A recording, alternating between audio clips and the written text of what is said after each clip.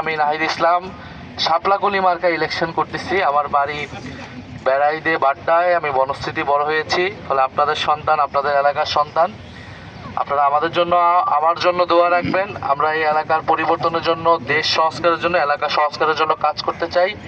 সেই দায়িত্বে আসতে চাই। আপনারা যদি সুযোগ করে দেন, ইনশাল্লাহ আপনাদের প্রতি যে প্রতিশ্রুতি আমরা দিচ্ছি সেই প্রতিশ্রুতি আমরা অক্ষরে অক্ষরে পালন করব। আপনাদের সাথে সবসময় আমাদেরকে পাবেন।